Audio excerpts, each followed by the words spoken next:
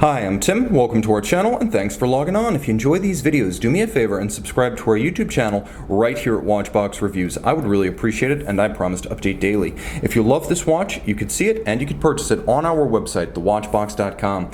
And today we are discussing a Patek Philippe 5170R-001. This particular combination of rose gold case, rose gold Breguet numerals, and silver opaline dial was launched at Basel World 2016. The timepiece is 39.4 millimeters on my 16 centimeter circumference wrist. This is part of the now discontinued 5170 family that was built from 2010 to 2018, superseded by the 5172. This is now a highly collectible reference, only 11 millimeters thick, 39.4 millimeters in diameter, and from lug to lug, a very accommodating 47.2 millimeters. It wears with comfort on a wrist as small as 13.5 centimeters circumference.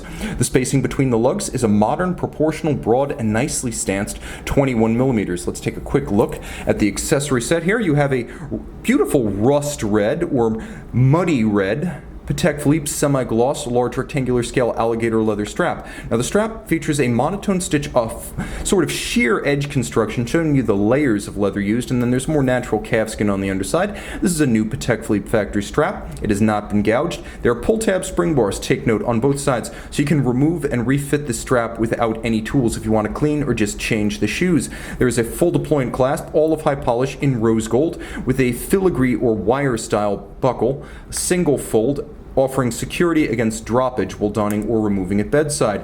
The case is simple and strong. Let's remove my fingerprints here. I apologize for that.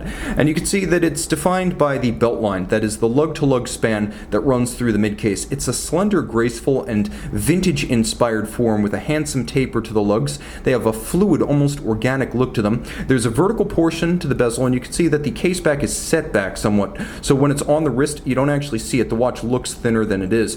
The case is all of high polish all the way around, and you will note that there are vintage-inspired rectangular pushers on the flank with a Calatrava Cross on the Patek Philippe crown. There's a vertical portion of the bezel, and then as we get to the top of the watch, you can see there's also a flat conical portion of the bezel. It has a very steady but very subtle incline from the edge to the crystal. Underneath that crystal, an opaline or silver metallic dial. Patek uses that term opaline to distinguish from a sunburst. This is a soft frosted metallic rather than the sharp and somewhat glaring sunburst that can explode in even indirect light. This one's more subtle and more consonant with the use of the rose gold applique Breguet numerals. Note the exquisite open 6 down at 6 o'clock. You also have rose gold leaf hands as well as chronograph counter hands, but you will note that the hands for telling time, the hours, the minutes, and the seconds, are polished, whereas the chronograph seconds and chronograph minutes hands are frosted gold outboard with hash marks.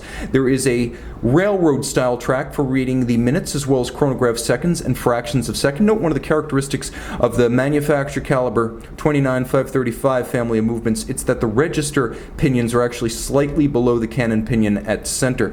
Now you can see the watch is proportional to the size of its movement, and that is the sign of a manufacturer movement and a true manufacturer. This movement was designed for this case size, unlike the previous La Magna movement in the late, great 5070. If the 5070 had one flaw, it was mechanical refinement and case size to movement size ratio. Now you can see there is an automatic minute jumper and an interesting bridge that you can see right underneath my finger with a ratchet and a ratchet wheel, and that jumps when the minute turns. You'll also appreciate that this is a traditional lateral clutch column wheel chronograph. So you can see the lateral clutch moving away, the levers and horns of the chronograph system, the black polished cap on the column wheel. It is a very crisp system, and you'll note that the lateral clutch is fully jeweled, unusual on lateral clutch chronographs. Why do you want lateral clutch and manual rather than automatic and vertical clutch? Because this is more beautiful. You can see everything. You'll also appreciate the fact that the watch features a modern refinement. As a Patek in-house caliber, there is hacking or stop seconds.